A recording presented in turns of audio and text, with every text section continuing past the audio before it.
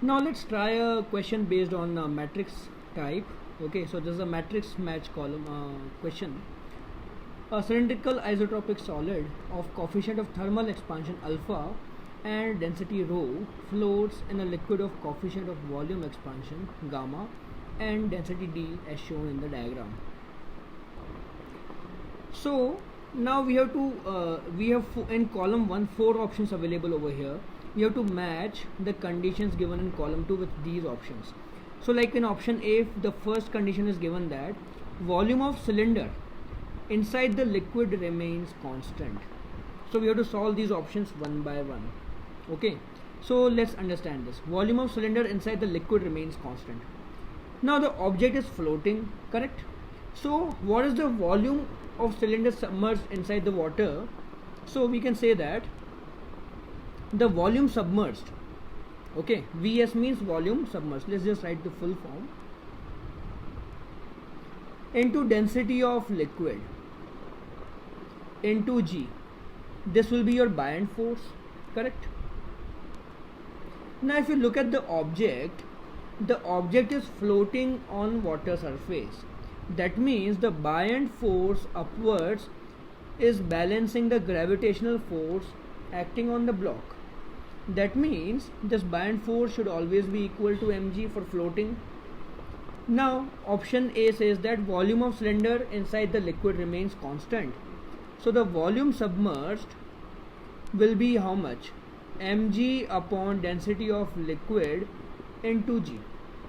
So this will be m upon density of liquid. So volume submerged is constant means what? This ratio mass by density should remain constant. Now mass of the block will not change. That means density of the liquid should also not change. So density of liquid will not change if the coefficient of expansion of the liquid is 0. That is, the liquid does not expand or contract. So for part A, we could say that P will be the correct answer. Okay, so here we can write down P. Alright, now let's look at the part B. Volume of cylinder outside the liquid remains constant. So how do you find the volume of cylinder outside the liquid? So V submerged is this much, right? So volume outside is equal to total volume of the block minus volume submerged. Okay, so this will be equal to volume V minus, what is volume submerged? Mass upon density of liquid. Okay, now we want to keep it constant, so we have to write the equation in terms of change in temperature. So V outside will be, what is V? V times 1 plus 3 times alpha, where alpha is the coefficient of expansion of the solid.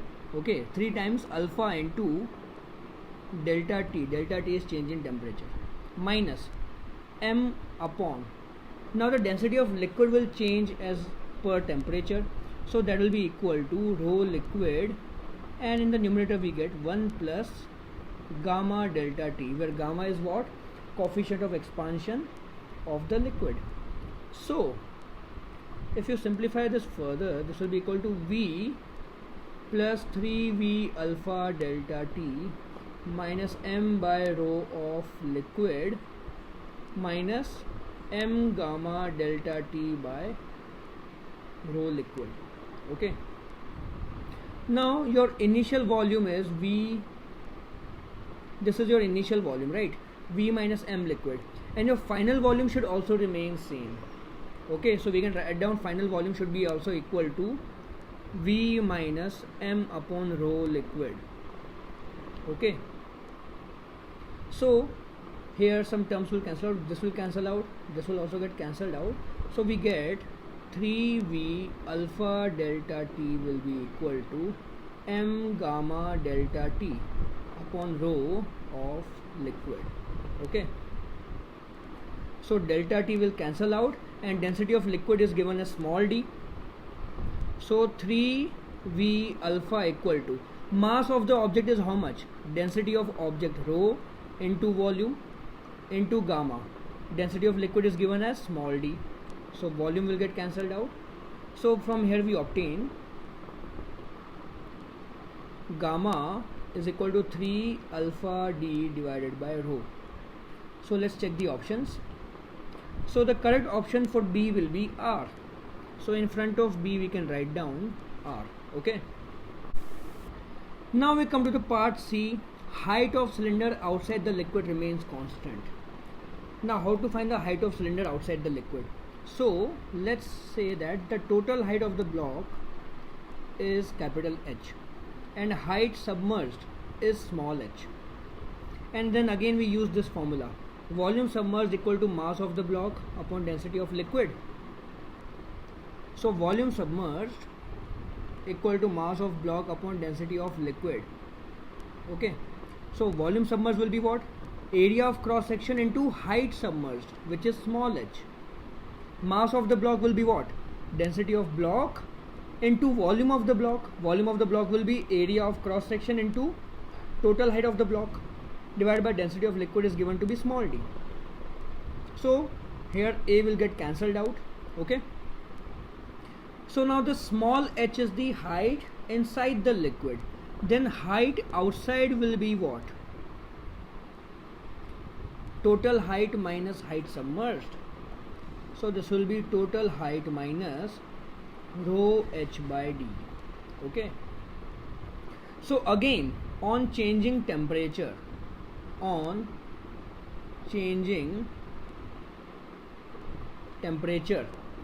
height outside will be h 1 plus alpha delta t. We are looking only at the change in height, linear change. So we have alpha only, we don't have 3 alpha. Minus, now rho is the density of the solid. So density of the solid changes by how? Rho divided by 1 plus 3 alpha delta t. Into again we have in numerator h into 1 plus alpha delta t. Okay. And divided by small d, density of liquid. So we have small d and again numerator 1 plus gamma delta t. A little complicated expression. Okay. So let's simplify the function on the right side. So we have h 1 plus alpha delta t minus rho h by d 1 plus, let's multiply these two terms, 1 plus alpha delta t, 1 plus gamma delta t. So you will get 1 plus alpha delta t plus gamma delta t, and alpha delta t into gamma delta t is a very small term, so we have to ignore the small term. Okay. And then we have 1 plus 3 alpha delta t to the power minus 1. Okay. So this will be equal to h 1 plus alpha delta t minus rho h by small d 1 plus alpha delta t plus gamma delta t into, now 3 alpha delta t is a very small term. So as we have discussed in previous videos that this minus 1 power will come inside the bracket and we will get 1 minus 3 alpha delta t. This is approximation that we can apply. So now this will be again equal to a bit lengthy one, h 1 plus alpha delta t minus rho h by small d 1 plus alpha delta t plus gamma delta t minus 3 alpha delta t. Okay. So now we can simplify this. Again, the outside height should not change, it should remain equal to initial height h minus rho h by d. So here we can write down h minus rho h by d should be equal to h 1 plus alpha delta t minus rho h by d 1 plus gamma minus 2 alpha into delta t. Okay, so again when you simplify this equation,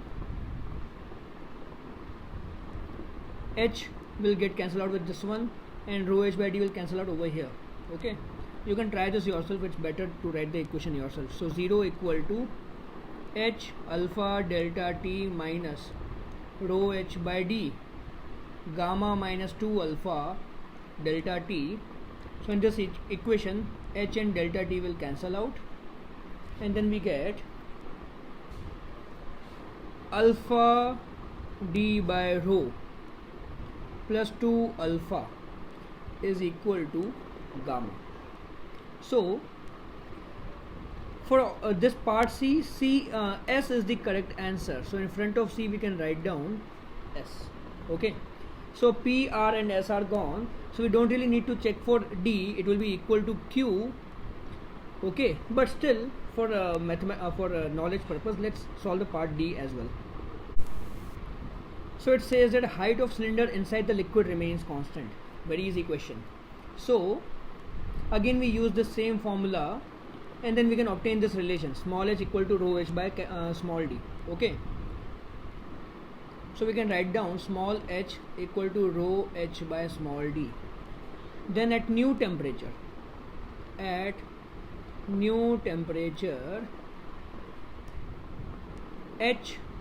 will be equal to, height is not changing, it is still same, density is changing, so rho upon 1 plus 3 alpha delta t into h 1 plus alpha delta t upon d divided by 1 plus gamma delta t. Now again when you simplify this, on LHS we get rho h by d because this h should still be same value, and on RHS when you solve this you will again get rho h by small d 1 plus alpha delta t plus gamma delta t minus 3 alpha delta t. See, actually in the previous part when we were solving the part C, the process was very lengthy because I was going step by step, but actually writing this thing is very easy. You should not have to go step by step so much. You should be directly knowing that when you have such a question, when you have these multiples, this into this divided by this, then it can directly be written in this format. You should be just knowing this. This is a mathematical knowledge you should have. So we get from here rho h by d equal to rho h by d 1 plus gamma minus 2 alpha times delta t. So when you solve this, you will get gamma is equal to 2 alpha. So this will be the correct option, gamma equal to 2 alpha for the option D.